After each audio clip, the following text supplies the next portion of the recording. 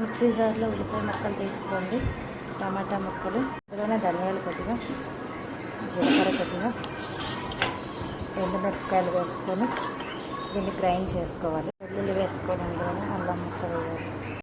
ఒక ప్యాన్ పెట్టి స్టవ్ మీద ఆయిల్ వేలో కొద్దిగా జీలకర్ర, ఆవాలు, కరివేపాకు వేయాలి. ఇది బాగా వేగాక మనం ముందుగా మసాలాలను వేయాలి. మిక్సీ పెట్టి మసాలా వేసి మసాలా మొత్తం బాగా వేగనివ్వాలి. ఇందులో కొద్దిగా పసుపు వేసుకోవాలి. పైకి తేరే వరకు ఇలా బాగా వేగాక ఇందులో చింతపండు రసాన్ని వేసుకోవాలి. ఇక్కల్లాగా దీంట్లో తగినంత సాల్ట్ వేసుకోవాలి. దీంట్లో ఇంకా వాటర్ పడతాయి, వేస్తాను కొంచెం ఇది మరిగాక.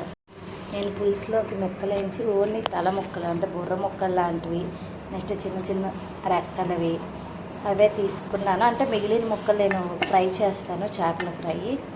ఇవి పులుసు కానీ పెట్టాను, కొంచెం పులుసు కొంచెం చేపలు ఫ్రై చేద్దామని. ఇందులో మరుగుతున్న పులుసులో ముందుగా శుభ్రం చేసిన చేప ముక్కల్ని మనం వేసుకుందాం.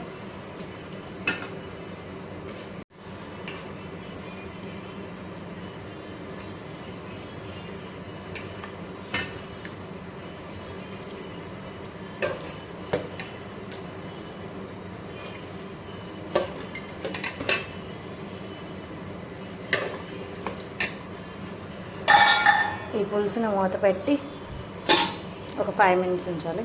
ఇందులో చిన్న ముక్క బెల్లం వేసుకోవాలి.